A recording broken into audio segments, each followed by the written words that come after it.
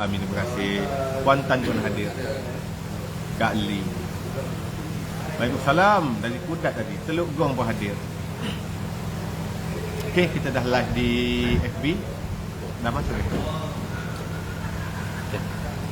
Okey, dah FB pun dah live. Okey, Assalamualaikum warahmatullahi taala wabarakatuh. Selamat malam semua. Terima kasih kepada kawan-kawan yang sudi join live kali ini.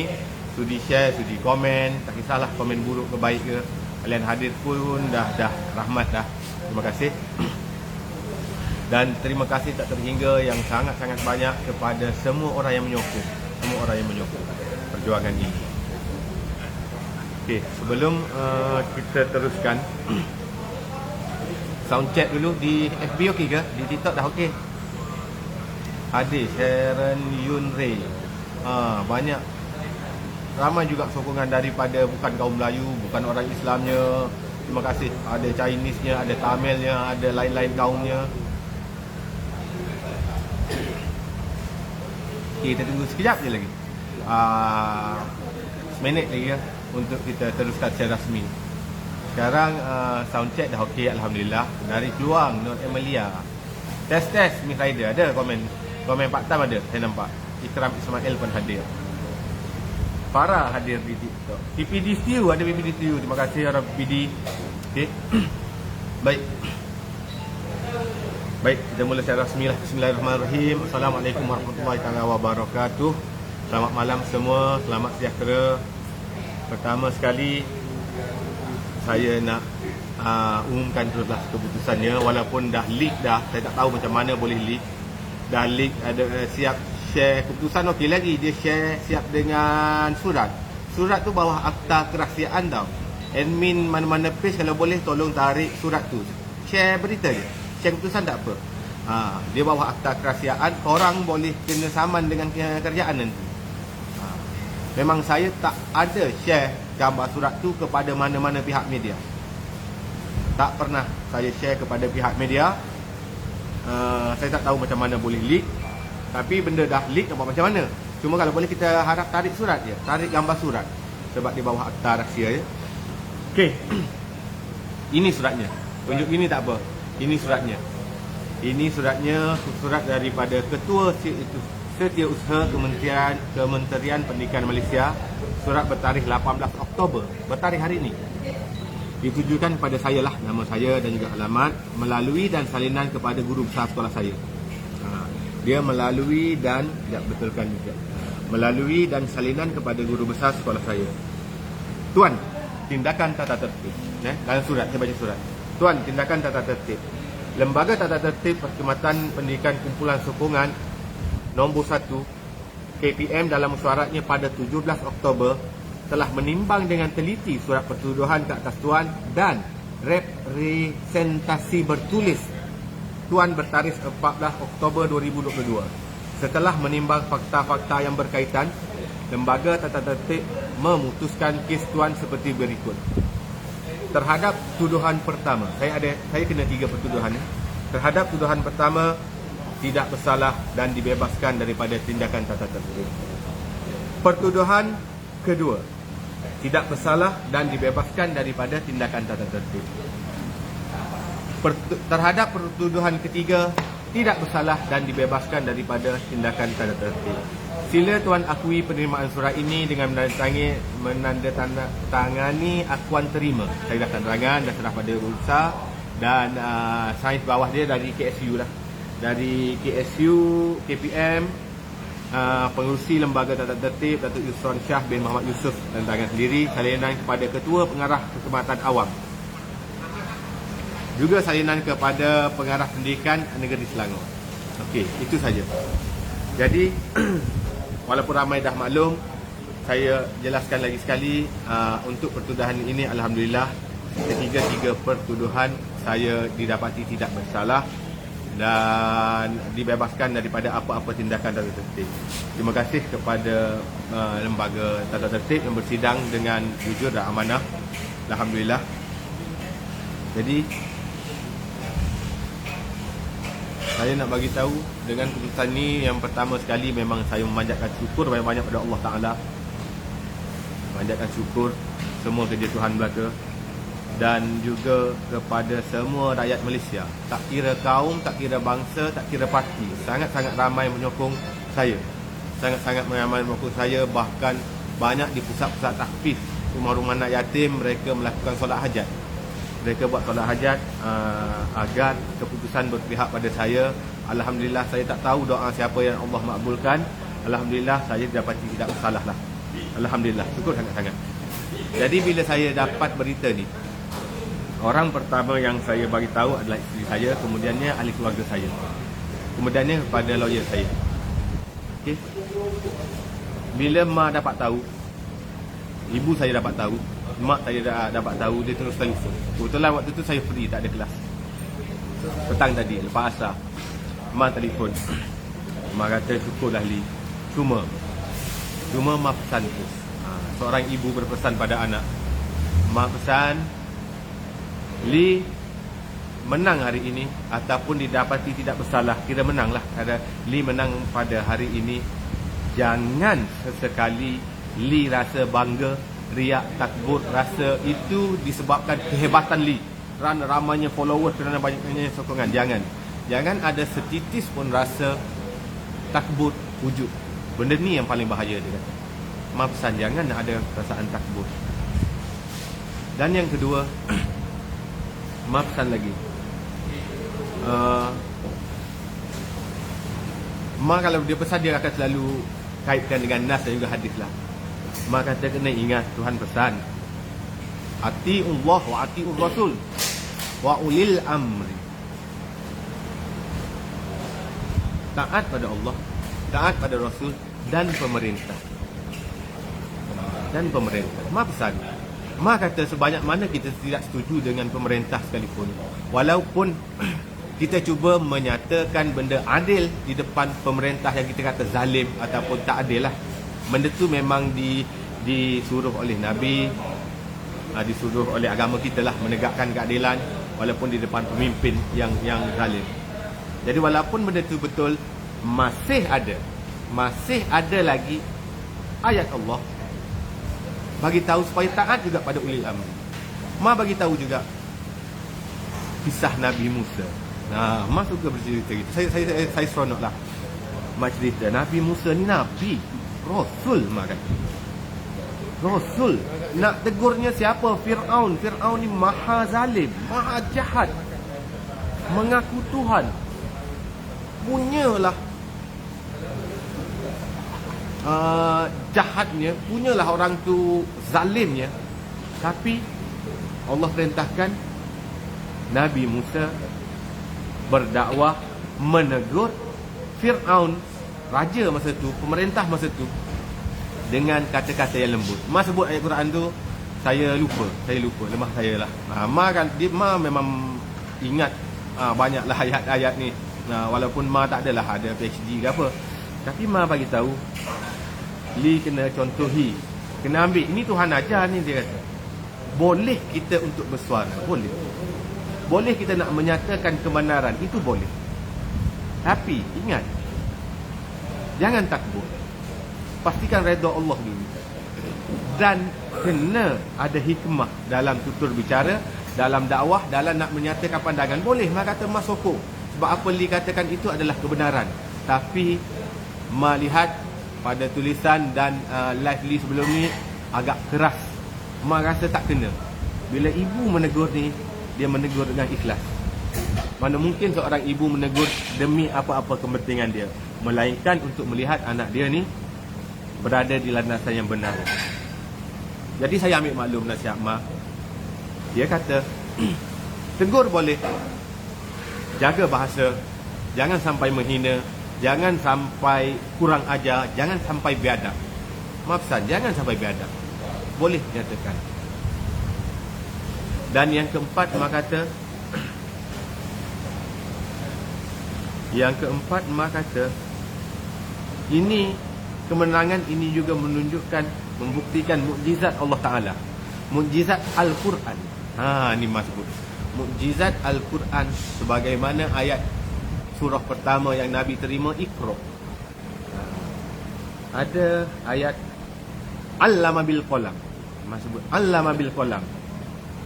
Dengan pena tu, dengan kata-kata itu, dengan tulisan itu boleh mengubah dunia, boleh mengubah negara, boleh mempengaruhi ramainya orang dengan hikmahnya kata-kata tulisan. Jadi tolong jaga tulisan kita, jangan sampai mencerca, mencaci, menghina walaupun tujuan kita baik. Ini pesan, jadi saya panjangkan sebagai peringatan, memang khas untuk diri saya dan sebagai peringatan kepada kawan-kawan, kalau mana yang ada kita nak tegur pemerintah ataupun sesiapa saja, kena jaga kata-kata kita juga. Jadi nasihat nasihat ibu ni tak adalah nombor satu lah. Nasihat ibu ni nombor satu lah. Kita ni tiga je. Yang pertama Allah, untuk orang Islam lah. Yang non-Muslim tu ambillah manfaat jika ada yang manfaat daripada kata-kata saya. Nombor satu, kita taat pada Allah. Yang kedua, Rasul. Dua-dua ni memang tak boleh langkau lah. Dan dua-dua ni dah tak ada. Bukan tak ada, jangan spin pula ayat saya. Maknanya kita tak nampak, Allah tu tak nampak, Tuhan itu tak nampak. Bukannya orang yang maujud, yang wujud depan mata kita. Sama dengan Nabi Muhammad SAW, Rasul kita, Nabi kita dah tak ada. Dia dah mangkat, baginda dah pun tak ada. Tapi dia meninggalkan ajarannya melalui hadis-hadisnya, melalui nasihatnya. Dan yang ketiga itu siapa?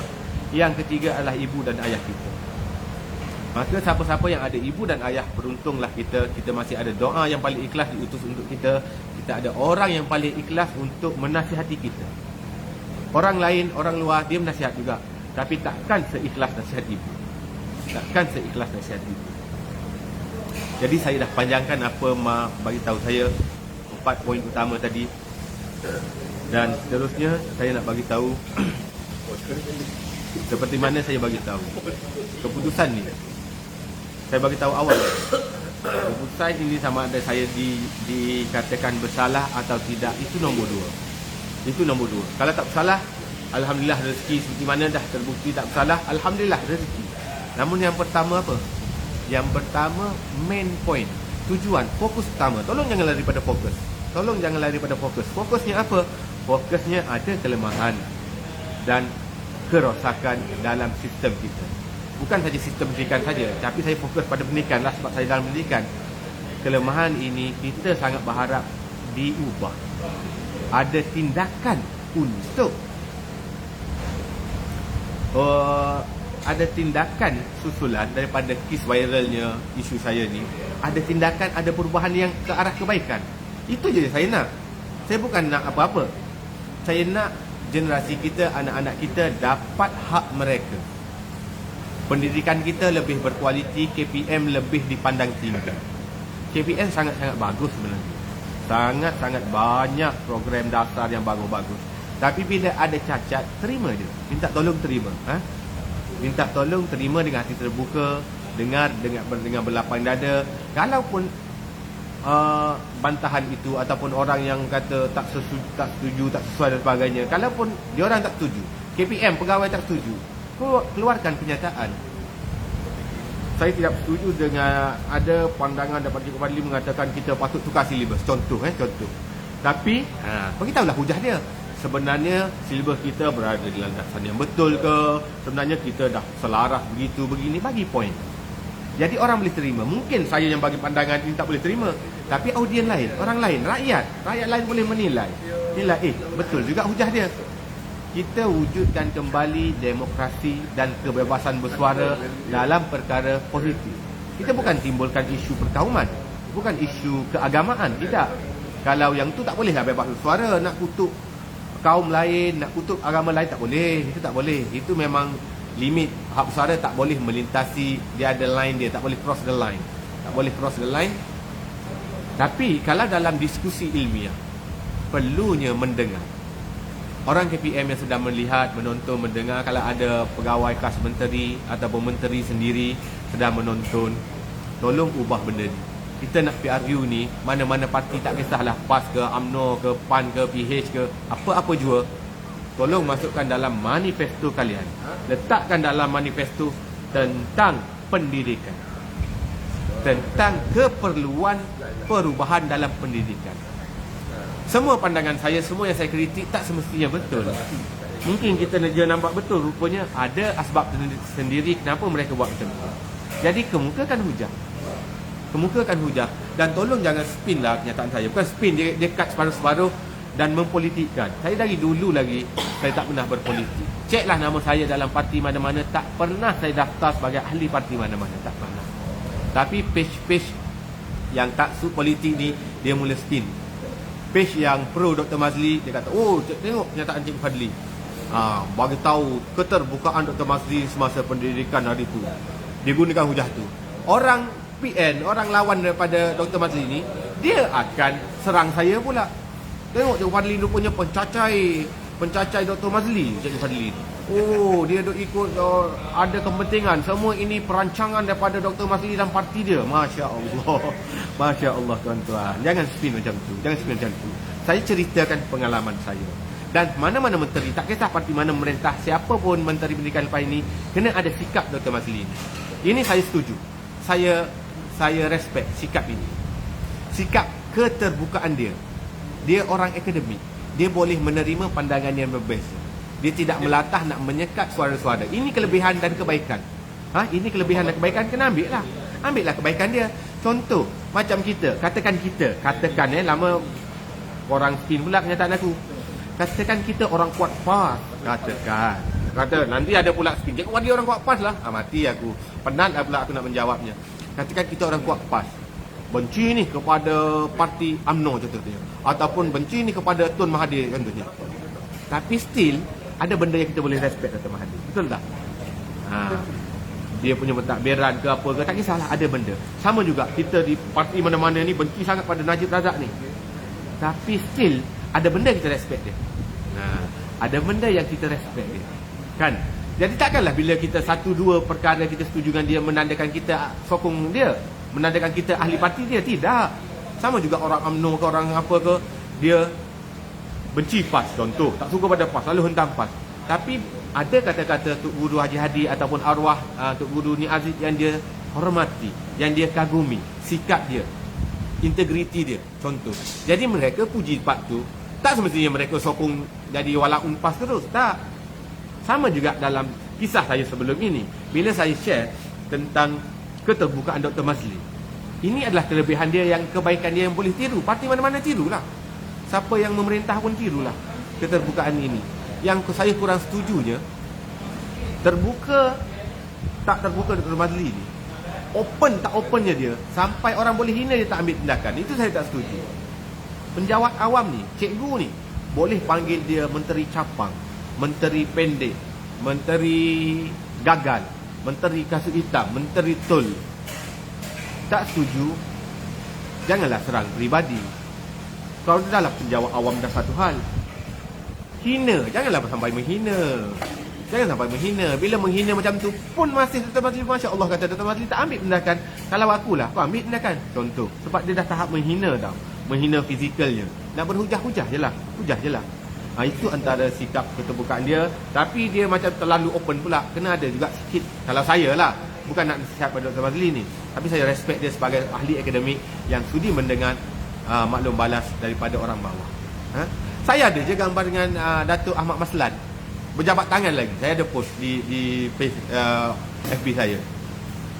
Takkanlah tiba-tiba saya jadi orang UMNO, penjilat Datuk Ahmad Maslan. Kita ada minat kita kepada kriteria dia, unsur kecintaan dia, ada juga kejayaan dia yang kita hormat, kita respect, kita salute. Kan? Saya juga ada gambar dengan Datuk Mustafa Muhammad. Adakah saya menyokong Datuk Mustafa Muhammad? Tak juga. Jadi janganlah spin. Orang spin.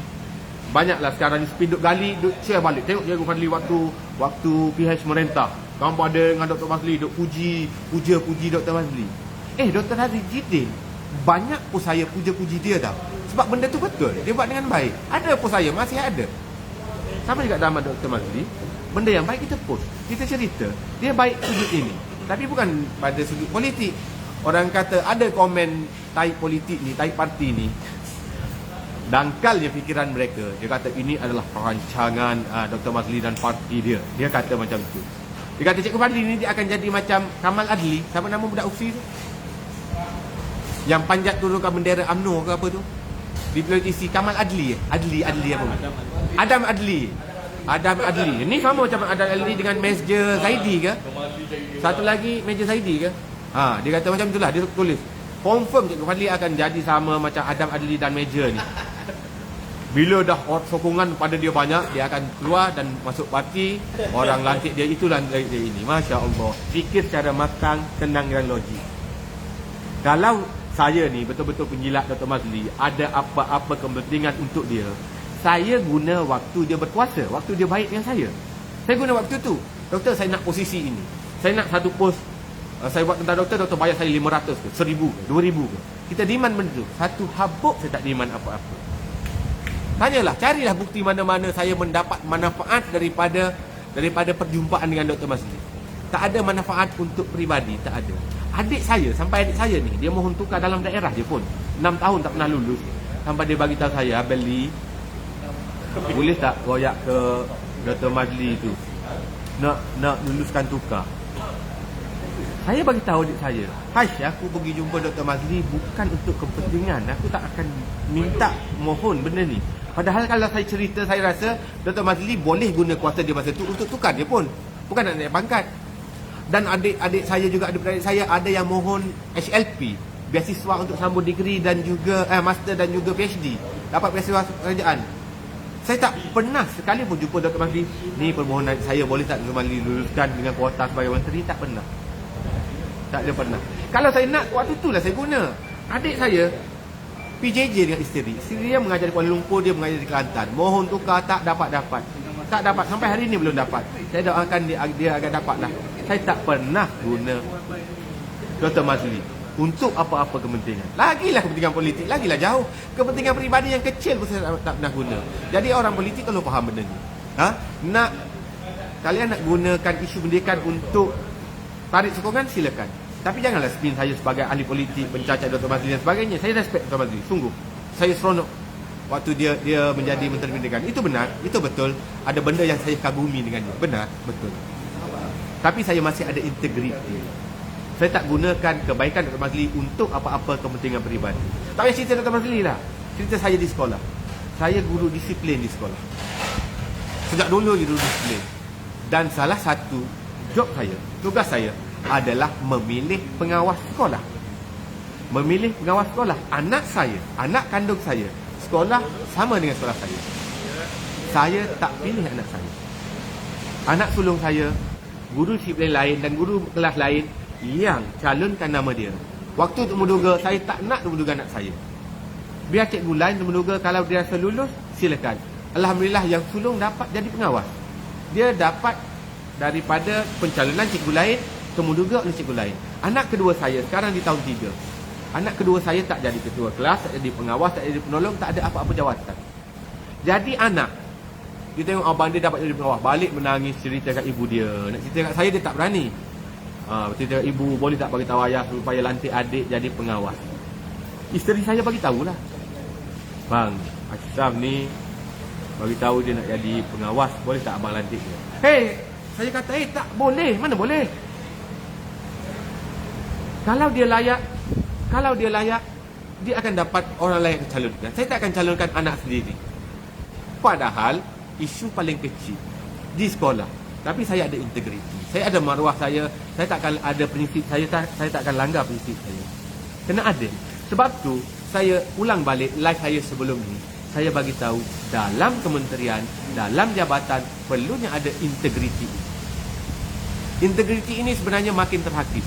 Tolong akui, tolong jangan nafikan bahawasanya dalam jabatan, dalam kementerian ada lantikan politik, lantikan kroni. Sebab baik orang tu dinaikkan. Oh, ini orang aku, dinaikkan. Lantikan pengarah JPN, KPPD apa semua, dia baik. Kabel politik kemas, dia boleh potong orang lain. Sedangkan dia tak layak pun berada di posisi tersebut.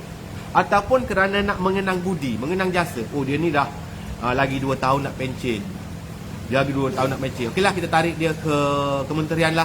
Dapat kenaikan daripada DG kepada Jusa. Nanti dapat pencen gaji penuh. Kita raikan dia lah. Padahal posisi dia tak layak. Benda ni kena ubah. Benda ni pihak kerajaan, menteri kalau mendengarnya, siapa-siapa jua yang mendengarnya, tolong ubah. Tolong ubah. jangan lantik orang kalian. Sebab tu saya nak sangat pendidikan diasingkan dengan politik. Tapi benda ni bukan boleh berlaku esok. Tak, benda ni take time. Tapi tolong fikir-fikirkan, pendidikan perlu diasingkan dengan politik, Kementerian Kesihatan perlu diasingkan dengan politik, kerana bila bergabung dengan orang politik, dia sangat susah nak lari. Dia akan guna kepentingan jawatan dia untuk susun atur jawatan-jawatan orang-orang dia. Untuk susun atur. Benda ni berlaku sejak berpuluh-puluh tahun. Lama dah berlaku. Perlunya berubah. Perlunya ada perubahan. Integriti itu sangat penting. Hancur negara kerana rasuah. Hancur negara kerana tiada integriti. Hancur negara kerana kroni. Pasti akan hancur. Kehancuran itu akan merebak ke bawah. Kita tengok orang atas pilih kroni. Di JPN pula akan pilih kroni juga. Di PBD pilih kroni juga. Di sekolah pun boleh pilih kroni. Siapa akan jadi PK? Siapa ada jawatan yang ringan? Oh, ni kerja guru aset ni berat ni, kita bagi pada orang inilah. Awak orang saya, awak saya tolong saya. Mana boleh? Tolong jaga integriti. Jaga integriti. Dia bermula daripada atasan. Ini saya ada satu gambar sebenarnya. Gambar tu menunjukkan satu buku teks tentang buku rujukan ke entahlah di sekolah. Pencegahan rasuah di sekolah rendah. Dia nak pengenalan pencegahan rasuah di sekolah rendah. Budak tu akal dia tak sampai pun lagi tahap tu. Pencegahan rasuah ini, ilmu ini, pendidikan rasuah ini untuk orang dewasa. Siapa-siapa yang dicalonkan menjadi YB menang, kumpullah dalam satu dewan. Bagi mereka bengkel pentingnya rasuah, apa bahananya kalau ada rasuah, unsur kroni dan sebagainya. Itu nak kena didik. Bukannya didik anak-anak. Ini nak sumbat semua dah silibus, pening lah. Subjek lah banyak nak sambung. Pendidikan jalan raya lah, pendidikan seksualnya lah, silibus alam sekitarnya lah, takut pokok gunung runtuh pun semua nak masuk, semua nak sumbat. Pendidikan rasuah pun nak sumbat dalam sekolah juga. Sebab tu cacar marba sekolah. Ada masalah negara, sumbat supaya sekolah selesaikan, supaya budak-budak sekolah ni selesaikan masalah negara, isu-isu negara. Tak kena, tak betul. Kita dah lah masanya yang pack jadual waktu pelajarannya dah singkat, subjeknya yang banyak, silibusnya yang tinggi. Okay, saya respon tentang tulat juga page-page penghentam saya lah, haters dan sebagainya. Dia bagi tahu saya, dia share balik post 2019. Dia kata silibus kita sesuai dengan zaman sekarang. Saya tulis, ya, saya akui saya tulis benda tu. Tapi dia post bahagian atas, bawah tu dia tak post. Saya daripada dulu sampai sekarang konsisten bagi tahu silibus perlu sesuai dengan keadaan semasa, zaman semasa, peredaran semasa. Anak-anak kita ini perlu dilepaskan daripada sistem pendidikan kita dengan kemampuan untuk bekerja worldwide, di mana-mana negara. Kemahiran dia tu ada. Jadi silibus kena setanding lah. Kena ada codingnya, budak dah kena belajar, kena faham, kena tahu. Tapi dalam post yang sama, dia orang crop yang atas je, yang bawah tu saya bagi tahu. Tapi perlunya ada penambahbaikan. Ada silibus subtopik yang tak sesuai perlu dibuang. Perlu juga ada sokongan prasarana di sekolah. Sekolah perlu bersedia prasarana nak sambut pendidikan digital, nak sambut silibus baru yang berat ni.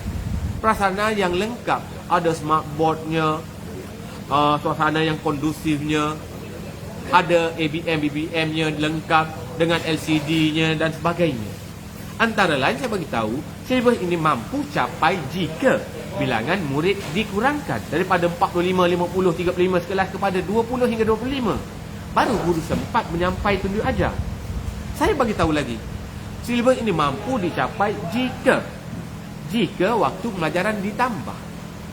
Sekarang menurut kajian, ada kajian bagi tahu tunjukkan waktu pembelajaran kita tak capai tahap minimum. 2 jam setengah untuk matematik seminggu tak cukup. Tak cukup dengan silibus yang padat dan tinggi, tak cukup. Kalau bagi kami 10 jam ataupun China 15 jam, kita kan 3 kali ganda lah. Daripada 2 jam setengah jadi 7 jam setengah seminggu. Setiap hari 1 jam ada matematik. Silibus sekarang sempat kita fahamkan kepada murid. Susah mana topik pun, masa yang lama tu ada. Senang, contoh cerita senang, ibaratkan silibus yang padat tinggi sekarang ini ibarat belakang parang. belakang parang yang tebal. Belakang parang yang tebal, kita nak tajamkan dia. Kita bagi masa dia sejam nak tajamkan. Tak sempat tajam. Jadi tak tercapai apa-apa. Kita bagi masa dia setahun untuk ditajamkan. Masa yang panjang. Hari-hari sikit, sikit, sikit. Confirm. Sempat ke tak sempat untuk tajam? Sempat tajam, tuan-tuan. Pasti parang itu berjaya ditajamkan. Kerana tempoh masa. Kerana prasarana. Kerana bilangan murid yang sesuai. Kelas yang kondusif. Prasarana dan fasiliti yang lengkap. Sebab tu saya selalu andaikan silibus kita ni macam kita ambil enjin Ferrari, letak dalam kereta kancil. Nak silibus saja laju. Sedangkan kereta kancil yang uzur itu, tayar pun dah botak, breaknya tak makan, signalnya tercabut, mounting dia bergegar, tekan minyak enjin tercabut keluar. Sama juga berlaku. Silibus perlu sesuai dengan peredaran. Tapi kenapa tak readykan dulu? Guru-gurunya bersedia, sekolahnya bersedia, bilangan muridnya sesuai, waktu pembelajarannya sesuai. Itu. Malam ni saya sampaikan dengan sehabis baik. Saya rasa saya tak ada emosi, tak ada memburukkan mana-mana pihak, tak ada. Dan saya ingatkan sekali lagi, malam ini saya mohon maaf sangat banyak-banyak sangat kepada mana-mana pihak yang terasa dengan kos saya, yang terkesan dengan kos saya. KPM ke, pegawai mana-mana pegawai ke, pengarah ke apa ke, saya mohon maaf banyak-banyak. Namun Ustaz Azhar itu ada bagi tahu. Dia kata ceramah ataupun ilmu yang disampaikan ini hanya berkesan bila orang terasa, bila tersentak. Kalau kita bagi tahu orang tersentak, orang dengar tak berjaya. Walaupun kata-kata saya sebelum ini keras, ada yang kasar, ada yang menggurus perasaan, tak sampai orang terasa. Bila terasa, ada poin yang sampai pada dia. Ada poin. Tapi itu salah. Saya tak kata saya betul. Cara itu betul tak. Saya akan ambil cara mak saya ajar saya, mak saya nasihat saya. Gunalah hikmah seperti mana Nabi Musa berdakwah pada Fir'aun. Seorang pemerintah yang sangat zalim pun Allah masih suruh berkata dengan lembut. Jadi malam ni saya rasa saya habis lembut dah ni. Saya tak ada kutuk mana-mana, saya tak ada kecam mana-mana. Kita suarakan pandangan kita, perubahan itu perlu. Integriti sangat penting. Asingkan politik dengan pendidikan. Kalau boleh, saya rasa sangat baguslah. Kerajaan mana-mana pun yang memerintah, tak kisah, tak peduli. Saya tak peduli. Saya bukan berparti. Memang saya beritahu, saya bukan berparti. Tak kisahlah. Parti mana yang menang sekalipun, kalau mampu asingkan pendidikan dengan politik, sangat bagus. Sangat-sangat bagus. Dan biar orang yang berhak, layak berada di posisi yang dilantik. Bukannya lantik kroni-kroni, lantik kerana kesian, lantik kerana kawan baik. Jangan. Tanpa integriti tak ke mana. Dan saya tegaskan balik, keputusan saya tidak bersalah ini mungkin ini pandangan peribadi, mungkin betul mungkin salah. Jangan crop paruh-paruh video saya sehingga orang salah faham. Tapi pandangan peribadi saya, antara sebab utamanya saya dikatakan tidak bersalah kerana tekanan netizen, tekanan orang ramai. Rakyat kalau dia jatuhkan hukuman bersalah, rakyat akan bangkit dengan lebih marah lagi. Sebab kenapa sokongan ini terlampau banyak? Sampai kaum India, Cina, kadang-kadang bidayuhnya, parti tak kira parti dah, orang PAS, orang UMNO, orang PH, bahkan orang di KPM, pegawai di KPM, JPN, PPD yang selalu saya duduk sembuhnya, Lieutenant Napoleon dan sebagainya saya sebut ni, sebahagian mereka menyokong saya. Kerana apa? Saya yakin saya benar. Saya yakin apa yang cuba dilakukan pada saya, ada dendam orang-orang tertentu kepada Cikgu Fadli yang lantang bersuara. Dia ada dendam. Dia dendam, dia jatuhkan hukuman itu zalim. Hukuman itu terlampau zalim, tak logik di akal. Kerana kata-kata tulisan yang menegur beberapa dasar, menyebut benda yang benar dengan jujur, dikenakan tindakan, belum dikenakanlah, nak dikenakan tindakan paling maksimum, yakni buang kerja. Sedangkan kita tahu dalam jabatan lain, dalam kementerian lain, termasuk KPM sendiri pun, ada guru yang ada kes jenayah, ada kes cabul murid, ada kes main dengan bini orang, ada kes tampar tumbuk anak muridnya, ada kes bergaduh dengan GB-nya, pentadbirnya, ada bergaduh dengan PPD-nya, ada sampai ugutan-ugutan bunuhnya. Mereka tak dibuang tau. Tak ada sampai nak dibuang, padahal ada jenayah, ada kes dadahnya. Mereka dikenakan tindakan, ada tindakan tata tertibnya, ditukarkan sejalan dalamannya, disekat kenakan pangkat ke apa ke, tapi tidak bagi maksimum. Siapa-siapa saja melihat kepada surat saya sebelum ini, saya yang mungkin dikenakan tindakan buang kerja dan juga turun pangkat atau turun pangkat, mereka nampak memang zalim. Itu adalah kezaliman yang nyata, sebab kesalahan saya tidak setimpal pun dengan apa yang hukuman yang hendak diberi. Langsung tak setimpal. Memang saya secara peribadi nampak ada permainan pihak-pihak tertentu yang benci dengan saya, yang takut dengan suara saya yang terlalu lantang. Dia nak ugut saya ke tahap paling maksimal. Saya yakin dan percaya benda tu tak betul. Benda tu saya dizalimi. Saya cuba dizalimi. Alhamdulillah, sebab tu sokongan orang ramai. Orang nampak, orang yang tak kenal Cikgu Fadli sebelum ni pun tak pernah tahu siapa pun saya. Bila dia baca surat tu, dibaca pertuduhan saya kerana menulis 2-3 perkara, 3 pertuduhan, menulis tentang silibus, baik berat dan sebagainya. Patutkah orang ini dibuang? Tak patut. Sebab tu sokongan jadi melampau. Saya tak sangka sampai ada kaum India tulis satu gores di badan Cikgu Fadli, seluruh Tamil Nadu ke, seluruh orang India akan bangkit. Dia bagi tahu. Saya terkejut sampai tahap macam tu. Keluar dalam paper Cina, berita Cina, guru-guru Cina ataupun kaum-kaum Cina beramai yang komen dalam post saya sokong cikgu, saya sokong cikgu. Ustaz Azhar Idrus pun kejut. Ustaz Azhar Idrus pun komen. Dr. Rora pun komen juga. Ambil maklum bagi tahu sokongan. Kawan-kawan di PPD, bahkan pegawai PPD saya tak pernah kenal, saya tak pernah apa, menyatakan sokongan. Sebab dia tahu saya cuba dizalimi. Walaupun mereka marah dengan saya. Beberapa kenyataan tulisan saya sebelum ni yang mengatakan liter dan polis dan sebagainya, mereka marah terasa hati. Tapi bila kes saya hendak dibuang, mereka nampak ini adalah kezaliman.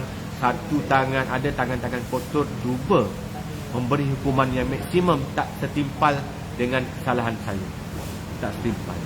Jadi bila keputusan tidak bersalah itu, salah satunya kerana desakan netizen, keduanya kerana evidence representasi yang kukuh daripada peguam saya, Zabeta, Puan Zabeta, Kak Beth. Saya panggil Kak Beth.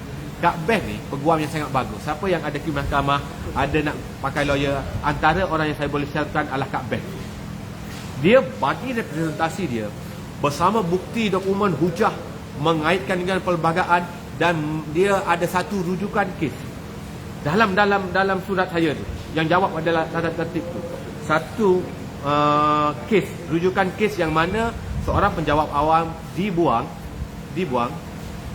dengan isu lebih kurang macam saya lah, tulisan di FB gini lah, dibuang kerja, dan bila dia fight dia menang, dia dapat balik hak dia, tunggakan kenaikan pangkat dia, naik balik, dia dapat segala benda.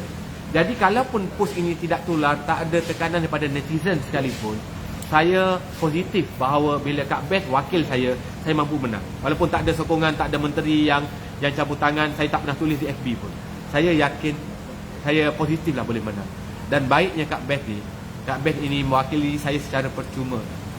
Dia wakil saya bukan kali pertama. Kes adik Bella, saya kena jawab, bagi keterangan di Ibu Pejabat Polis pun, Kak Beth datang dengan tim dia, sokong saya masuk bersama, dengar saya di soal siasat, dia ambil take note semua, dia pula bagi pendapat dia dan sebagainya.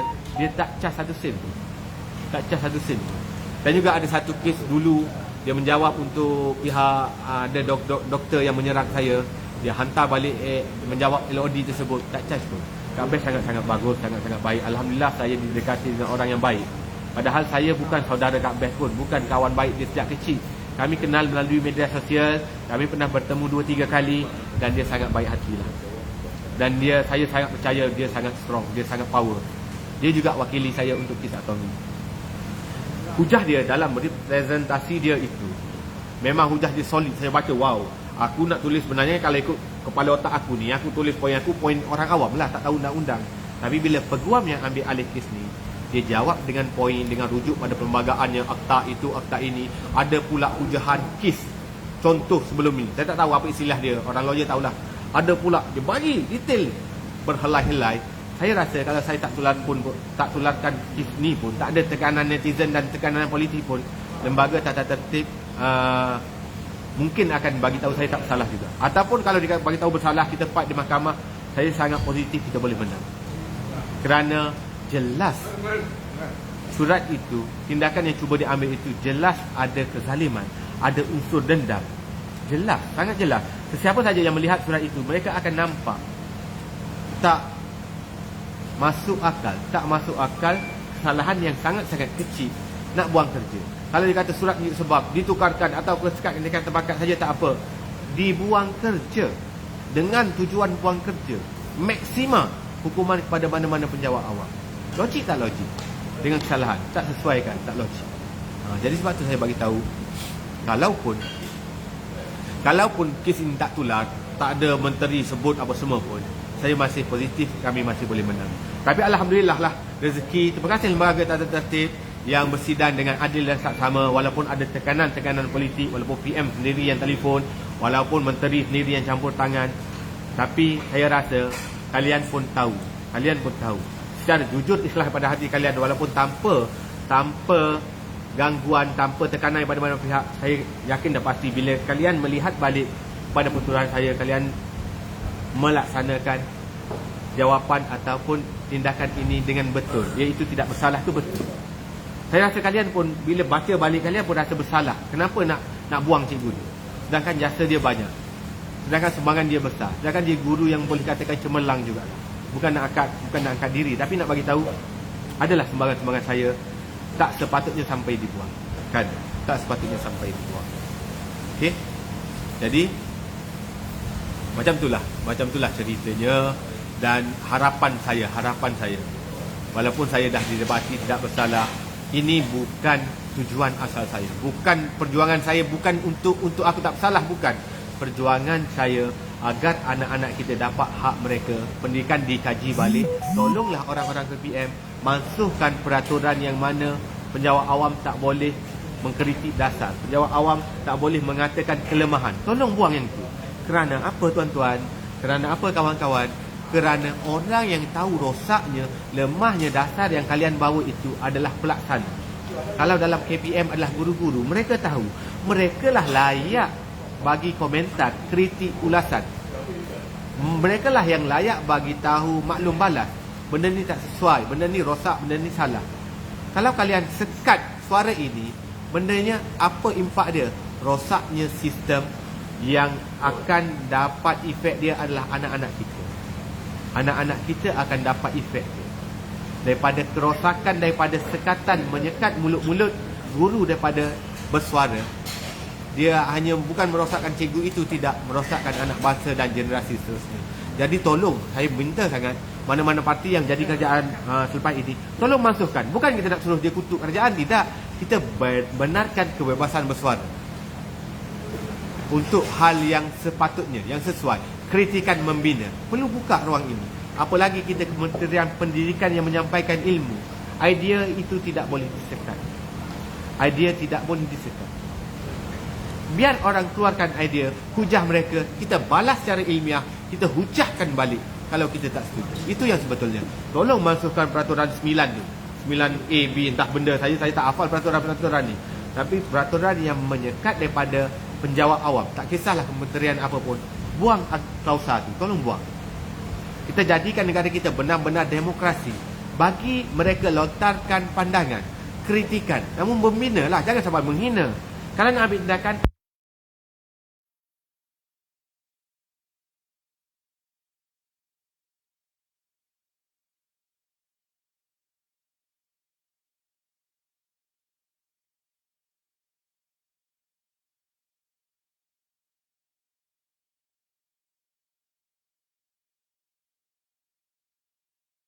kritikan pada dasar kena open.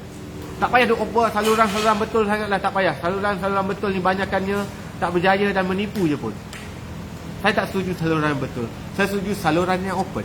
Bila orang jawab open, orang nyatakan kritikan secara terbuka, kementerian jawablah secara terbuka juga. Sekejap, terbalik. Ada call masuk. Oh, sekejap, sorry. Okey, baik. Kementerian jawab secara terbuka, benarkan pegawai menjawab. Sekarang PPD sampai bila saya timbulkan isu, dia PM saya, Cikgu Fadli, sebenarnya jawapannya macam ni. Dia kata, Tuan ada jawapan ni, kenapa Tuan tak tulis di dalam Facebook? Tak boleh, kami pejabat awam, kami tak boleh menulis langsung pasal ni. Itu adalah jawapan Tuan, tak boleh juga. Jawapan pun tak boleh tulis. PPD tak boleh menulis tau. Walaupun dia ada hujah untuk mematahkan apa jua serangan kita, apa jua maklum balas kita. Pegawai JPN ada hujah dia.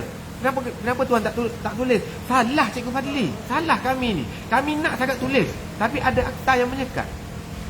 Padahal kalau dia tulis, isu tu terus selesai, orang terus faham. Buang akta yang menyekat ni, buang. Benarkan pegawai PPD, pegawai JPN, pegawai KPN menjawab apa-apa isu yang tulat. Ini bila isu tulat, tunggu menteri buat kenyataan, tunggu menteri buat kenyataan. Semua nak tunggu menteri, padahal benda tu boleh diselesaikan di peringkat bawah. Ini kena berubah. Ini yang saya mahukan, perubahan-perubahan ke arah benda yang positif. Jawablah. Bagi peluang untuk pegawai-pegawai ini menjawab. Bukan semua pegawai itu tak bagus, bukan semua pegawai PPD, JPN, KPM Little Napoleon, tak. Segelintir je. Tapi segelintir ini sebahagian mereka ada kuasa besar hingga menekan orang lain yang integriti tinggi, menekan orang-orang ini. Supaya ikut budaya tak sihat mereka ini, budaya Little Napoleonnya, budaya kurang integritinya, budaya kroni-kroni angkatnya. Mereka ini mempengaruhi tau. Pegawai-pegawai baru yang jujur dan amanah ini terpengaruh dengan budaya lama. Budaya ini kena cantas, dan dosa ini kena buang. Buanglah daripada sistem orang-orang macam ni. Buang daripada lantikan-lantikan politik ni, buang. Dia merosakkan seluruh organisasi, merosakkan benih-benih yang baru. Pegawai-pegawai yang integriti tinggi, yang betul-betul layak berada di posisi, mereka terdidik dengan budaya orang lama. Orang lama ini sukar betul dibuang, sukar betul dicantas. Kuat betul dia punya kuasa mereka, pengaruh mereka, sampai mereka boleh hasut lembaga tata tertib, keluarkan surat untuk tindakan buang kerja terhadap saya kerana marah pada saya. Little Napoleon lah ni punya kerja. Tak jujur lah ni, langsung tak jujur. Surat tu tak sepatutnya sampai kerana tak setimpal dengan salahan. Tak logik akal orang menulis 2-3 patah kalau nak buang kerja. Sedangkan sumbangan dia 18 tahun dalam dunia pendidikan. Berapa banyak anugerah dia dapat, berapa banyak sumbangan dia pada masyarakat, pada negara, pada sekolah-sekolah, pada daerah. Peringkat antarabangsa pun ada. Tak masuk akal. Melainkan ada tangan gaib, ada Little Napoleon yang benar-benar berkuasa, mampu mempengaruhi lembaga tata tertib untuk keluarkan surat itu. Ada. Tangan ini masih wujud di atas sana, masih ada. Orang ini kita patut keluarkan, singkirkan daripada sistem. Minta mereka bersara awal lah. Lantik mereka yang berintegriti. Itu tujuan saya. Perjuangan saya di situ. Perjuangan saya bukan untuk dapat aku dapat jadi cikgu balik, aku dapat tidak salah. Tidak terhenti di situ. Itu adalah bonus saja. Kalau saya masih kekal dalam penjawat awam, masih kekal sebagai guru, itu adalah bonus. Tapi itu bukan main point, bukan poin utama, bukan intipati perjuangan saya. Perjuangan saya untuk ubah seluruh benda yang rosak. Bukan semua yang rosak, banyak yang baik. Jadi tuan-tuan, menteri-menteri, SU-SU, parti-parti yang mana dengar, tolong ambil input yang baik. Saya tak kata saya betul dan benar, tidak. Tapi tolong nilai hujah saya, kata-kata saya ini. Jika benar, tolong masukkan dalam manifesto kalian. Tolong laksanakan bila kalian berkuasa. Tolong. Ini bukan untuk diri saya, tidak. Untuk negara kita, demi negara Malaysia yang lebih baik, demi anak-anak kita mendapat hak dia yang lebih selesa, demi KPM lebih disanjung tinggi, dihormati. Sekarang orang tak hormat KPM. Kerana apa? Kerana isu bodoh-bodoh macam ni lah. Isu ni kita kata isu bodoh lah. Teguran 1-2 tulisan. Bukan aku pergi tikam ketua pengarah pun, bukan aku pergi tumbuk dia pun, bukan aku pergi sebarkan aib dia ke apa pun, bukan aku ada isu jenayah, rogol, dadah dan sebagainya. Bukan. Isu menulis, orang pandang rendah lah kepada KPM. Sebab tu orang pergi serang page KPM. Sebab tu orang pergi serang page PPD Gombak sampai tutup ruangan komen. Netizen Malaysia ni nombor 1 dunia, tuan-tuan. Netizen bawang Malaysia, tentera bawang Malaysia nombor 1 di dunia. Page Army Israel, Menteri Pertahanan Israel, negara Israel, tutup ruangan komen. Koyak dengan netizen Malaysia. Bawang Malaysia pergi serang. Koyak. Ini setakat KPM, PPD, tutup ruangan komen. Orang pergi serang, tom. Orang keluarkan gambar pengarah tu, pengarah ni. Orang kaitkan pula, skrut pula. Oh, ini projek pada kroni-kroni dia. Runtuh KPM. Hilang orang percaya pada KPM. Saya sayang pada KPM tau. Pengarah KPM kalau dengar beritahu, saya beritahu, saya sayang pada KPM. Bodek ni, bukan bodek, itu jujur, ikhlas pada hati. Saya sayang pada KPM. Saya nak KPM dipandang tinggi, dijulang balik, dihormati balik. Sekarang, jujur saya bagi tahu, KPM tidak dihormati. Orang tak respect pada KPM dengan apa yang KPM buat sekarang ni. Orang tak respect. Cikgu-cikgu hilang percaya pada KPM. Cikgu-cikgu tak respect KPM. Tak respect. Kena kembalikan ke rasa hormat itu. Bila rasa hormat itu kembali, pendidikan kita memuncak naik, terus berdesut naik. Confirm. Sekarang trust tu tak ada. Berapa kali saya nak ulang benda sama? Kena build the trust. Bina trust itu betul-betul bottom to top. Betul-betul mendengar daripada bottom. Ini dasar perkenalkan. Kita memang perkenalkan dasar bottom to up to top. Kami nak dengar luahan, kami nak dengar. Bila bottom luah, benda yang tak sesuai dengan mereka, tak setuju dengan mereka, dedahkan kelemahan, terus ditekan, terus diamkan dengan tindakan-tindakan yang tak bertamadun ini. Terus diamkan. Bila kita nak maju? Bila kita nak maju? Dasar tu ada, cantik dah atas kertas. Pelaksanaan dia haprak. Pelaksanaan dia tidak seperti atas kertas. Tidak seperti atas kertas. Atas kertas cantiknya lah. Pelaksanaannya hancur. Hancur oleh siapa? Hancur oleh Little Napoleon. Dinosaur-dinosaur yang masih lagi dalam budaya lama, budaya punitif yang tertutup, yang tak boleh dikritik, yang nak menjilat bos atasan mereka. Program ini daripada bos. Contohnya Sekolah Sejahtera, Pendidikan Digital daripada Dr. Razi. Program itu asalnya bagus. Tapi bila ada kelemahan, setiap program, setiap benda adalah kelemahan. Tapi bila orang bawah suarakan, sinilah lemah dia, mereka tak sampaikan kelemahan itu kepada bos besar mereka. Dia selalu nak puji, nak jilat je bos dia. Bos, program kita bagus. Dia tak nak bagi tahu, bos, sebenarnya program kita ni bagus, tapi ada kelemahan, ada kerosakan. Ada cikgu ni maklumkan bahawasanya program Sekolah Sejahtera dekat digital, tak kisahlah apa-apa, TS25 ni sebenarnya bagus, tapi lemah dia kat sini. Lemah dia kat situ. Jadi betulkan kelemahan, baru kita maju. Ini bila cikgu kata kelemahan TS25 ni, apa ke benda nak guna buat file RPH dengan penuh detail untuk satu hari sampai 6 helai file RPH, rancangan pengajaran harian cikgu dah tulis. Sedangkan apa cikgu nak mengajar semua dalam kepala. Dulu sebelum ni, sebelum ada TS25, rancangan pengajaran harian untuk sehari satu page je. Mengajar 4 kelas satu page je. Tajuk apa? Set induksi. Soal jawab dengan murid. Poin nombor 2, sesi poin nombor 2, penerangan guru. Poin nombor 3, aktiviti murid. Poin nombor 4, latihan dan pengukuhan. Poin nombor 5, pergayaan. Dah, settle. 3-4 baris settle. TS25 ni mengarut. Ada doktor yang menulis tentang TS25, Dr. Omar Talib saya. Dia ulas TS25, RPH yang berdasarkan TS25 adalah mengarut. Tolong dengar orang KPM, tolong dengar. Kalau dengar, tolong ubah. TS25 untuk RPH lah. Untuk dasar lain, saya tak sentuh. Untuk penulisan RPH adalah mengarut. Tak sesuai, tak betul. Kena ubah. Apa benda nak satu hari punya sampai 5-6 helai ni? Sedangkan bukan rujukan cikgu. Percaya atau tidak, majoriti guru yang nampak cantik pada RPH, dia beli RPH tersebut. Saya beli. Berpuluh ribu, mungkin ratusan ribu beli RPH yang lengkap. Dan percaya atau tidak, orang hantar RPH, rancangan pengajaran harian, sepatutnya setiap hari tulis tahu. Orang hantar hari Jumaat last, hari Jumaat tu baru buat. Dia dah mengajar dah pun. Sebab cikgu-cikgu tolong percaya pada cikgu. Ni masalahnya, kalian tak percaya pada cikgu. Kalian nak detail, cikgu buat apa, nak detail. Tak ada trust pada cikgu. Sebab tu rosak sistem kita. Kena ubah. Tolong ubah. Tolong bagi kepercayaan, kebebasan.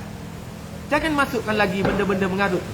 Ini makin maju makin menyusahkan. Patutnya makin memudahkan. Patutnya dah mansuh dah RPH tu. Tak payahlah buat RPT je, rancangan tahunan je.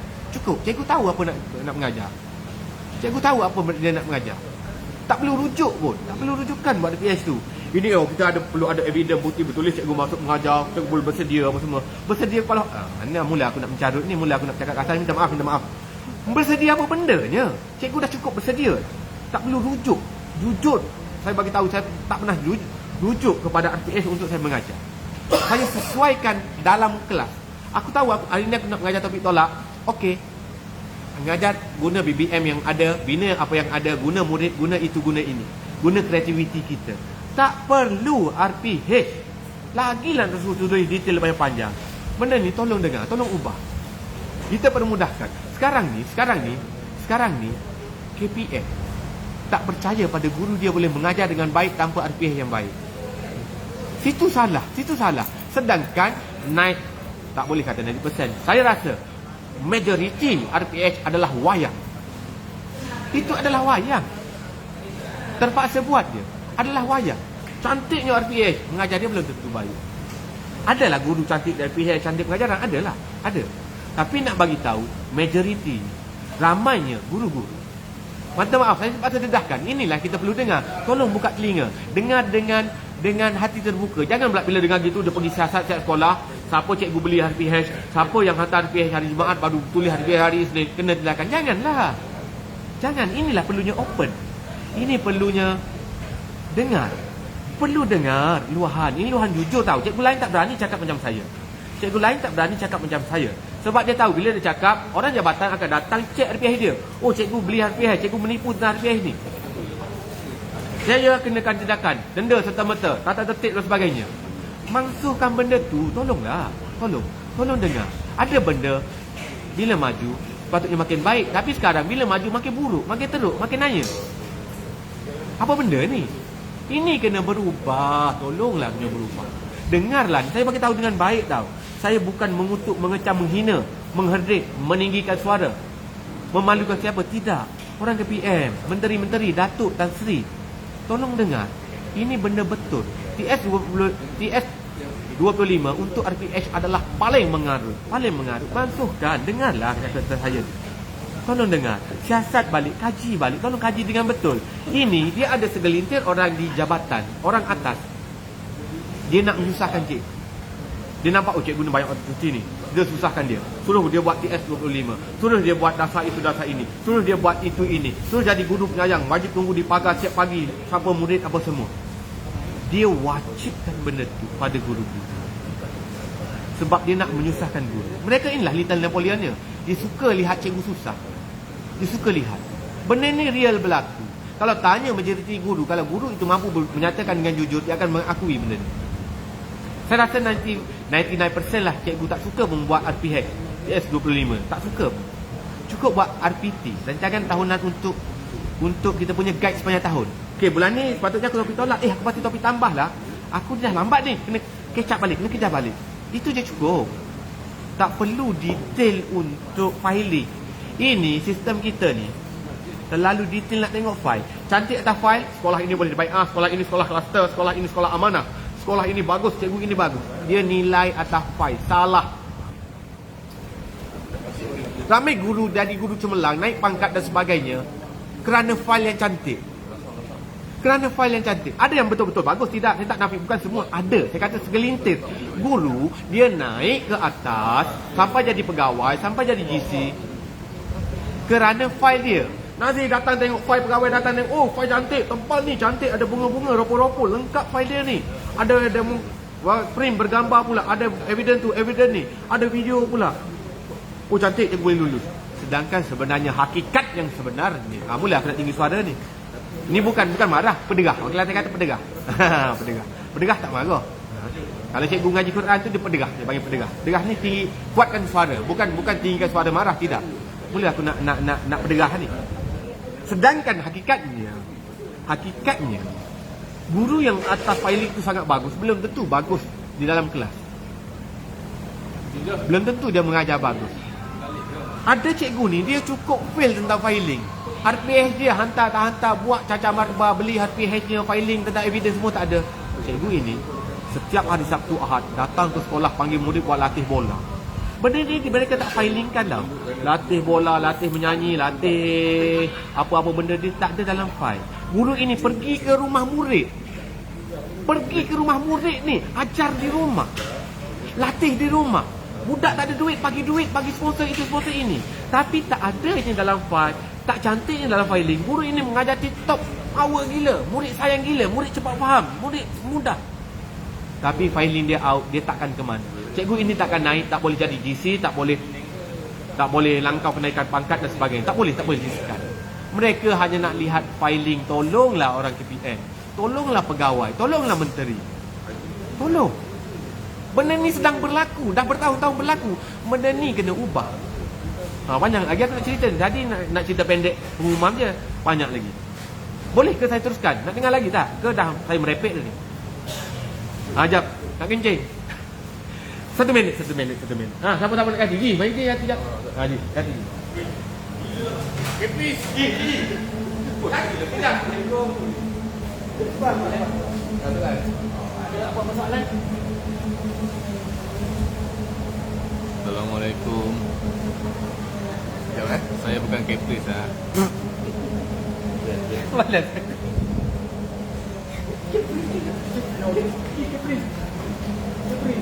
Okey, iklan sekejap. Cikgu Pali pergi.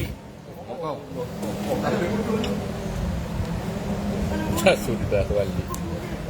Cikgu Pali pergi toilet sekejap. So kita iklan sekejap. Dia suruh saya ganti dia. Saya pun tak tahu nak cakap apa. Saya cakap. Saya cakap. So kita tolong setting kejap Okay.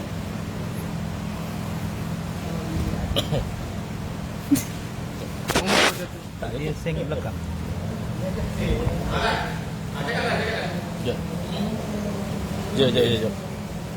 So betul lah apa yang Cikgu Pak Lee tu cakap. Lepas. Nak belakang ke dengan Alan? Ini Alan Jeko. Saya Alan Jeko. Okey. Okey, cantik dah. Okey. Tak ada suara? Ada. Okey. Okey. 16,000 orang tak keluar lagi ke? Nak dengar lagi ke? Nak dengar lagi? Boleh saya sambung. Siapa yang cukup nak dengar keputusan dah dengarkan. Nak leave, nak keluar pun boleh lah. Tapi siapa nak dengar lagi boleh. Kita kongsi lagi malam ni. Okey, tapi saya harap ada pegawai KPM Ada pegawai KPM, pegawai JPN, pegawai PD yang sedang masih lagi setia. Sebab saya cuba menyampaikan apa yang berlaku sekarang ni. Apa yang kita nak, apa yang cikgu-cikgu nak. Apa yang sepatutnya kita buat. Apa perubahan yang perlu dilakukan. Perubahan ni tak perlu arahan menteri pun. Ini organisasi KPM itu sendiri boleh ubah. RPH tadi, filing tadi, menilai sekolah pada filing. Datang audit, datang apa benda, pegawai nak tengok file dia.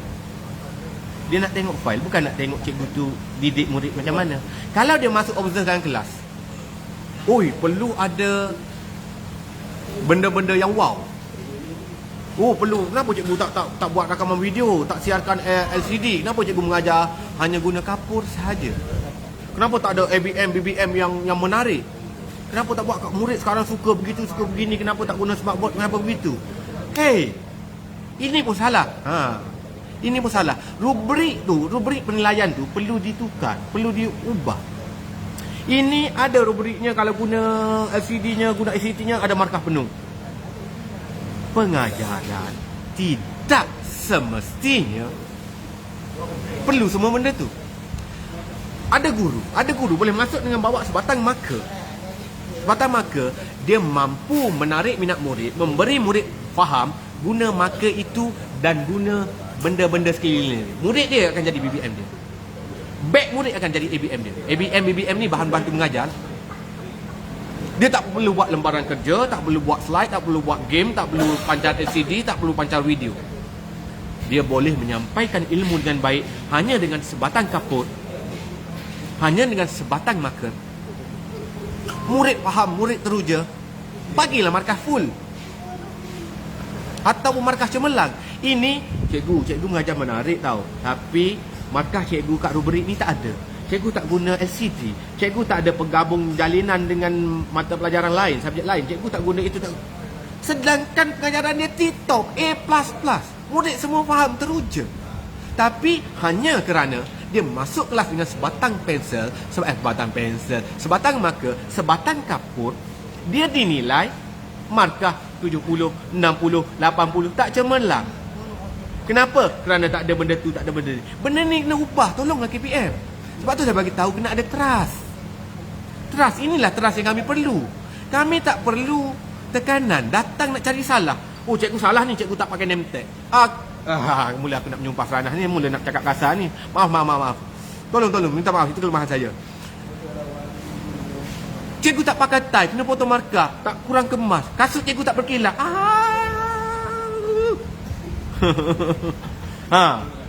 Tak payah Skoda masuk ke tak payah Skoda tu. Kita tunggu tak payah Skoda tadi lagi. Cannot brain. Dia nilai pada RPH cikgu tak lengkap. Sebab tu cikgu tak dapat markah penuh. Kau nilai apa sebenarnya? Nak nilai file ke? Nak nilai RPH ke? Nak nilai alatan ke? Alatan tu ada markah. Bawa LCD dapat markah, bawa laptop ada markah, pancar video ada markah. Guna bahasa Cina pula mengajar ke, ada penggabung jalinan antara subjek lain ada markah. Asalkan cikgu tu melangkah masuk, ajar topik itu, murid itu faham, berjaya, murid semangat, berjaya dah dia. Bagilah cemerlang kat dia. Bagilah markah tinggi kat dia. Ini nak dapat markah tinggi, cikgu kena ada ini, ada ini, ada ini. Tak ada benda-benda tu, padahal pengajaran dia tip-top, markah dia rendah. Cikgu lain, kelengkapan penuh, suara pun tak kuat. Kawalan kelas pun so-so je. Sebelum orang datang observe, dia dah berpakat dengan murid. Dah ajar dah topik ni minggu lepas. Minggu depan, ini berlaku. Saya kena dedahkan, kena tahu. Bila ada pemantau nak datang, bila nak dicalonkan sebagai GC dan sebagainya, nak diobserve oleh guru besar dan sebagainya, mereka nak markah tinggi. Jadi mereka, ramai guru mengajar dulu dalam kelas. Tajuk tu dah ajar awal lah. Bagi murid faham, bagi tahu minggu depan ada orang datang tau. Ada pelawat datang, dia nak nilai cikgu. Awak kena jawab dengan semangat. Awak kena angkat tangan, kena datang ni. Awak dah faham dah ni. Jadi bila datangnya pemantau, kelas itu adalah fake 100%. Kejayaan dia adalah fake 100%. Semuanya penipuan. Integriti dah tak ada dah. Kerana apa orang kejar markah? Nanti aku dapat markah kurang. Kerana apa? Kerana pemarkahan itu sendiri dah salah. Cipta rubrik itu sendiri dah salah. Dia nak markah sekian. Cikgu ni berlakon, kawalan kelas dia sebelum ni out. Tiba-tiba hari observe, murid semua diam. Murid semua tumpu perhatian. Murid dengan aktif angkat tangan begitu begini. Orang memantau lihat pada masa itu, cikgu ini berjaya, markah penuh, dapat GC, dapat itu, dapat ini. Dapat. Padahal balik dia pemantau itu, esoknya mengajar, kelas hancur kawalan kelas. Murid tak faham, murid tak nak terlibat pun. Murid tak dengar pun, suara cikgu tak sampai pun kat belakang. Cikgu sambil duduk main telefon lagi.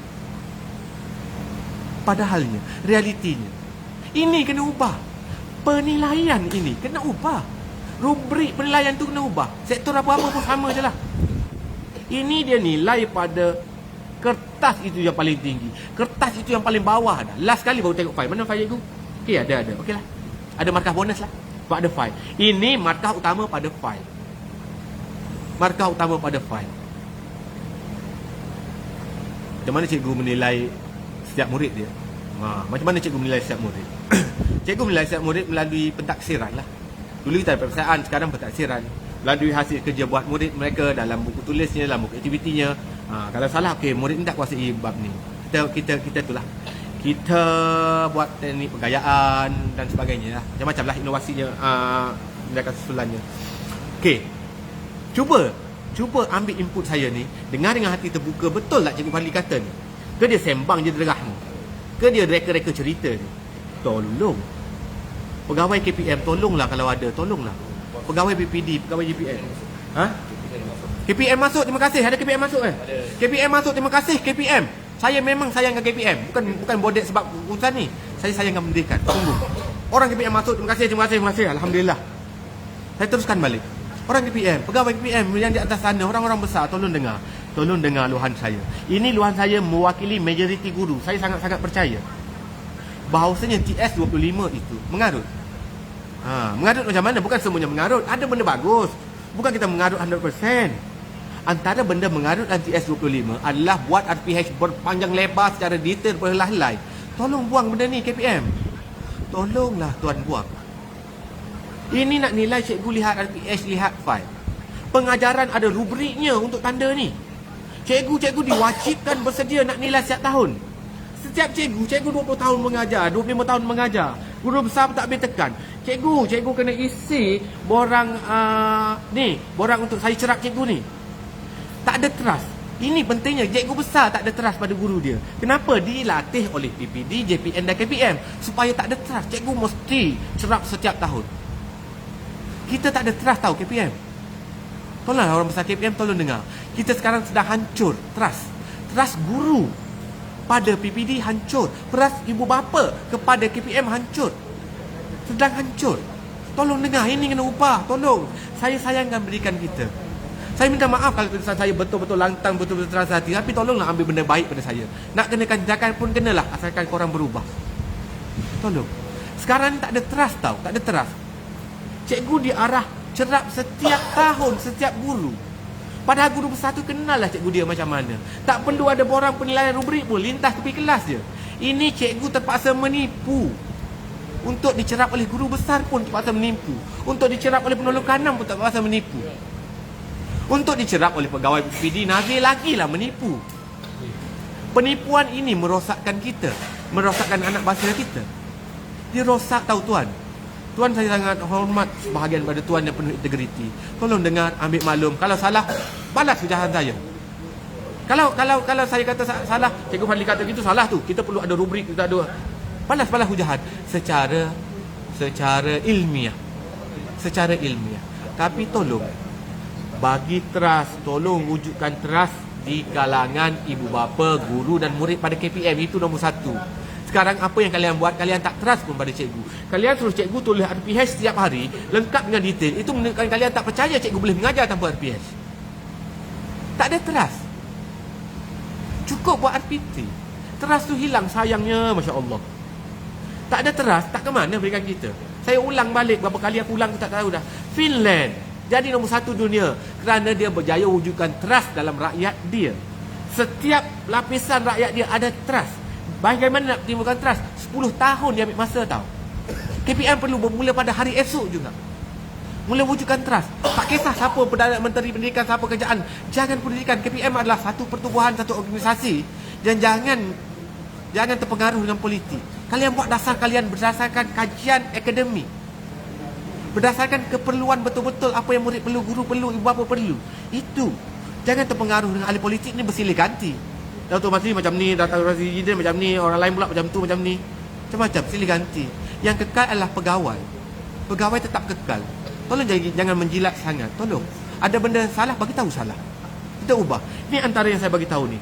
Antara yang saya bagi tahu sekarang hancurnya trust antara PPD, antara JPN, antara KPM dengan guru. Ibu bapa pun tak ada trust pada guru tahu sekarang.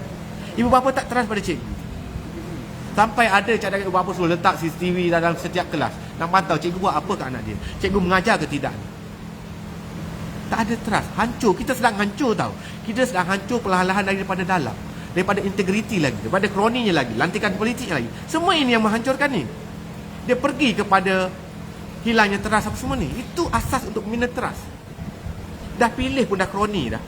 Lantik pengarah tu pengarah ni sebagai orang politik, lantikan politik, lantikan kawan-kawan baik, kroni dah. Macam mana orang bawah nak trust? Benda-benda ni menghilangkan trust. Menghilangkan kepercayaan. Cikgu-cikgu rasa insecure. Tak selamat, rasa tak dipercayai. Kalau pegawai PPD datang, mereka takut. Oi, PPD datang. Tanyalah sekolah mana-mana. Bohonglah kalau cikgu-cikgu tak ketar bila PPD, JPN datang. Lagilah Nazir ataupun orang KPM datang. Semua takut. Kenapa nak takut? Sebab tak ada trust. Dia tak trust. Dia tahu PPD datang, JPN datang, KPM datang, Nazir datang nak cari salah. Kalau dia jumpa salah aku ini, aku kena menjawab, aku kena tindakan itu, tindakan ini. Mereka datang nak tengok file aku tak lengkap. Semua takut kelang kabut. Kalau dengar Nazir nak datang minggu depan, Sabtu, Ahad, cikgu dia turun ke sekolah. Waktu malam datang siapkan file list. Kerana apa? Kerana nak menipu. Menipu data, nak tunjuk cantik kepada KPM, Nazir, pelawak datang. Cantik sekolah ni lengkap file bilik bosnya, file penitianya, ada aktiviti tahunan, aktiviti bulanan, RPH cikgu-cikgu cantik, kedatangan cantik. Siapkan file. Sanggup menipu. Penipuan data ini, kenapa cikgu sanggup menipu data? Kami tak trust pada kalian. Kami tak trust pada orang KPM. Kami tak trust pada JPN. Tak trust pada PPD. Tak ada trust. Kalau kami percaya, kalian datang, kita boleh datang jumpa, Allah tuan, saya tak siap lah RPH hari ni. Tapi mari saya tunjuk hasil kerja saya. Mari tuan masuk kelas saya. Cikgu boleh ajar. Walaupun tak bersedia. Ini kalau pemantau nak datang, PPPD nak datang, JPN nak datang, Nazir nak datang. Kecoh dah dalam grup WhatsApp, Telegram sekolah. Siapa cikgu kalau Nazir nak masuk cerak, kita nak suruh cikgu mana? Tercari cikgu paling terbaik, lengkap file dia, lengkap RPH dia, ada ABM nya waktu mengajar. Okey, bila Nazir datang, okey, bawa ke kelas cikgu tu je. Cikgu lain, selamat. Sebab tak bersedia. Kenapa? Kerana mereka datang nak menilai ABM, datang nak menilai filing, datang nak menilai RPH, datang nak mencari salah. Cikgu langsung tak ada trust. Kalau bina trust yang kuat, bila masa datang, menteri datang, KPM datang, Nazir datang, Nazir datang, seronoknya, tuan, mari tengok saya buat ni, kat mana salah. Datang bagi tahu, cikgu buat gini. Kita pun seronok. Dia tak ada laporan bertulis tentang kita, kesalahan kita, apa kita tak buat. Kita pun seronok. Kita pun, bagusnya Nazir ni, bagusnya pegawai ni. Masalah pegawai, mereka bukan nak cari salah sangat, tapi mereka telah diprogramkan macam tu. SOP-nya macam tu. Saya, sebagai pegawai Nazir, awak perlu ke sekolah, awak kena ada rubrik dia. Awak kena nilai ini, cek ini, lengkap tak lengkap, tak lengkap, apa pula kalian kena buat. Dia telah diberi skrip untuk menjadi robot, untuk mencari salah. Sedangkan ramai je orang PPD, JPN, KPM yang baik, tak sampai hati pun nak menulis, tapi tanggungjawab dia, SOP dia macam tu. SOP banyak yang menyusahkan, yang menghilangkan trust ni. Atas kertas cantik, atas kertas tip-top. Kalau atas kertas, saya rasa nombor 1 dunia atas kertas kita. Realitinya tidak begitu. Cubalah baca komen-komen, betul-betul saya setuju, saya cikgu, saya setuju. Kalau tak setuju, tak ada masalah. Keluarkan hujah kalian. Saya tak kata saya betul, tapi tolong nilai dengan hati terbuka dan matang. Tolong nilai. Sangat banyak benda perlu diubah. Bila kita nak berubah? Sekarang. Tak payah tunggu tukar kerjaan, tak payah tunggu Dr. Mazli naik balik ke Tun N, balik ke jadi PM ke, ataupun Masjid Khalid balik jadi Menteri Pendidikan ke, tak kisah orang mana, parti mana. Berubah sekarang. Benda-benda ni secara dalaman pun KPM boleh ubah dah. Mansuhkan akta dan peraturan yang tidak membenarkan guru kritik dasar dan kelemahan kerjaan. Mansuh benda tu, kalian akan dapat lebih banyak maklum balas yang jujur dan ikhlas. Orang tak takut nak menulis. Sekarang orang takut nak menulis. Mereka takut nak menulis, takut kena tindakan. Mereka takut nak jujur. Pada diri sendiri. Maka dalam tidak reda, dalam hatinya tak redanya lah aku menipu, tak redanya lah aku kata benda ni betul, tak redanya lah aku kata benda ni benar. Sebab kalau aku jujur, aku kena tindakan. Tolong masukkan benda tu dengan secara jujur. Ini saya cerita dengan baik, saya bagi tahu dengan baiklah, bukan mengecam, bukan melantang, bukan menghina, bukan apa. Saya sayangkan pendidikan kita. Saya sangat sayangkan pendidikan kita. Tolong dengar KPM, tolong dapatkan dapatan daripada adik-adik wira tu, cikgu-cikgu bagus, guru-guru inspirasi, guru-guru ikon tu. Kenapa sampai mereka pun nak berhenti? Kenapa sampai mereka pun nak keluar daripada sistem pendidikan kita? Kenapa? Ada yang rosak di dalam. Dan yang rosak ini tak boleh ditegur. Kalau rosak ini boleh ditegur, mereka akan kekal. Kalau rosak ini boleh dibaiki, mereka akan kekal. Masalahnya mereka tak boleh baiki kerosakan ini, kelemahan ini, kerana kelemahan ini berada di top sana, orang-orang atas sana, yang ada kuasa sana. Mereka ini tak boleh ditegur. Orang pasal mengalah sampai melangkah keluar sistem. Sedih. Saya sangat sedih. Sebab benda yang kita sayang, benda yang kita kasih, profession yang aku sangat-sangat suka, tapi dipandang hina, dipandang remeh, diperlekehkan, dibuat ayam-ayam oleh netizen. Orang langsung tak hormat pada KPM. Lihatlah wall KPM hari ini. Orang kutuk kata hentam gitu je, langsung tak ada malu. Netizen yang bukan penjawab awam, dia hentam KPM kau-kau. Kesian KPM. Tapi kenapa? Salah siapa? Salah daripada kita. Ubahlah, kita tak nak mendengar. Kita tidak dihormati tau. Cikgu-cikgu sekarang tidak dihormati tau. Sayanglah. Sangat-sangat sayang benda yang kita kasih. Kita betul-betul berjuang, kita betul-betul seronok, orang pandang hina, orang pandang rendah. Sangat sayang. Jadi tolong dengar luahan ini. Saya tak ada apa dah nak cakap, banyak sangat dah dicakap. Terima kasih 16,000 sudi sampai ke akhirnya. Terima kasih page KPM sendiri join, terima kasih. Kalau ada datuk, SU, pegawai-pegawai menteri ataupun menteri sendiri sedang tonton, tolong dengar apa yang saya cerita. Ini luahan jujur daripada orang yang tidak berparti. Saya bagi tahu jujur, saya tidak berparti, saya bukan orang Dr. Mazli, saya tidak pernah berpihak pada mana-mana. Ini luahan jujur secara atas pagar. Tak tahulah kalau ada orang nak spin lagi kenyataan saya, nak crop paruh-paruh video saya, nak kata saya orang tu orang ini, ikut dia lah. Saya yakin majoriti yang sedang menonton faham apa yang saya nak sampaikan. Mereka dapat nampak keikhlasan saya bagi tahu kejujuran. Bukan kata penipuan, bukan kerana seronok aku dikerjakan kerja, aku nak jilat, tak ada. Mereka tahu intipati apa yang saya sebut itu. Guru-guru faham apa yang saya sebut. Saya yakin 90% guru bersetuju dengan saya tentang TS20-nya, tentang penilaiannya, tentang filingnya. Mereka setuju kerana mereka alami. Saya yakin ramai juga pegawai KPM juga setuju, tapi mereka tak boleh buat apa. Sebab mereka telah diprogramkan kena ikut SOP macam tu. SOP ini tolong masukkan, tolong nilai balik, tolong timbulkan trust, tolong timbulkan rasa percaya guru pada kalian. Biar guru dulu percaya kepada PPD, biar guru dulu percaya kepada JPN, biar guru dulu percaya pada KPM, barulah murid boleh percaya pada guru, barulah ibu bapa boleh percaya pada guru, barulah rakyat ibu bapa akan respect pada KPM, dan pendidikan kita pasti meroket naik. Pasti meroket naik. Pasti ada peningkatan tanpa perlu menipu data. Tanpa ada perlu penipuan. Tanpa ada. Tak perlu lagi menipu-nipu data seperti sebelum ini. Atas kertas cantik sedangkan realitinya haprak. Ini jujur saya bagi tahu. Tanpa dipengaruhi oleh siapa-siapa, tanpa siapa-siapa sediakan skrip untuk saya. Ini spontan je keluar melalui pengalaman saya. Saya rasa cukuplah dulu untuk malam ini. Lagi sekali saya mohon maaf banyak-banyak pada semua pihak jika ada disebabkan isu viral saya ini ada pihak yang terkesan, terasa dan sebagainya. Saya mohon maaf banyak-banyak.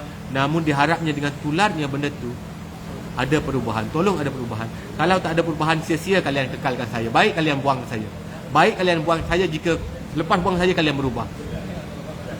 Tak ada guna pun kalian kekalkan tak jika tak ada perubahan. Saya nak sangat lihat perubahan dalam Kementerian Pendidikan Malaysia. Saya nak sangat-sangat. Perubahan yang baik akan membawa kebaikan pada guru, akan membawa kebaikan pada murid-murid. Seterusnya murid-murid inilah generasi pelapis negara, bakal pemimpin, bakal peguam, bakal PM-nya, bakal menterinya. Jika mereka dapat pendidikan terbaik pada hari ini, mereka akan jadi PM yang terbaik, menteri yang terbaik dengan integritinya, tak ada rasuahnya, yang boleh memacu negara kita jauh lebih maju. Boleh bersaing dengan apa-apa juga. Dengar dengan mata hati, dengar dengan matang, jangan dengar kerana nak cari poin kesalahan saya, jangan. Dengar dengan hati terbuka, jangan dengar dengan perasaan membara. Cikgu ni selalu kecam aku, cikgu ni tulis kasar tentang aku, cikgu ni orang Mazli. Bila letak side itu, kalian takkan dapat intipati apa yang saya nak sampaikan. Kalian takkan dapat apa benda yang saya nak sampaikan dalam perjuangan ini. Saya berjuang tak ada ikut siapa-siapa. Ramai ahli politik jemput saya naik pentas mereka, semua saya tolak. Ramai NGO aktivis jemput saya, sampai ke Caprice pun jemput saya pun tolak juga. Saya tak layan juga. Saya tak nak dipergunakan. Aku tak nak perjuangan aku diperkudakan, ditunggang oleh mana-mana. Kerana mereka nampak perjuangan Cikgu Fadli dalam pendidikan ini disokong majoriti rakyat, tanpa kira kaum, agama dan bangsa. Orang sokong Cikgu Fadli ini, isu dia. Bila orang rakyat, banyaknya sokongan rakyat pada saya, orang nak ambil kesempatan banyak, nak tunggang saya, nak perkuda saya. Namun Alhamdulillah, nasib baik saya ada doa seorang ibu, saya ada nasihat seorang ibu, dan juga kawan-kawan dan juga orang ramai sekalian. Walaupun sekarang banyak page-page cuba menjatuhkan saya, memalukan saya, membuka aib-aib lama saya, cerita tentang macam-macam. Tak apa. Kalian nak percaya silakan. Yang mana salah saya akui, saya minta maaf. Tak ada masalah. Yang biar mereka ni memang tak boleh ubah dah. Mereka akan jadi salah, mereka akan nampak salah je. Yang mana yang atas pagar, yang mana yang matang, ahli akademik, yang benar-benar ahli akademik, tolong nilai dengan ilmu. Nilai dengan akal, tanpa prejudis, tanpa judge, tanpa pandang saya ini sebagai seorang yang bermasalah, sebagai orang Dr. Mazli ke, sebagai orang yang melawan ke, sebagai orang yang attention seeker ke. Jangan ada apa-apa. Nilai dengan neutral. Kalian akan dapat banyak ilmu malam ini. Kalian akan dapat banyak dapatan yang ikhlas dan jujur malam ini. Kalian akan dapat bina gubal sesuatu yang lebih telus dan jujur dengan lebih baik kalau kalian jujur dengan malam ini. Sekian saja daripada saya. Cukuplah dulu panjang lebar dah ni. Maaf jika ada yang terasa, jika salah tutur bicara, dan jika ada Dan terima kasih Malaysia, terima kasih semua rakyat, semua kaum, terima kasih. Saya berjuang bukan untuk siapa-siapa, bukan untuk parti, bukan untuk individu, untuk anak-anak kita, untuk negara kita. Cukup dulu. Assalamualaikum warahmatullahi wabarakatuh. Salam, selamat malam.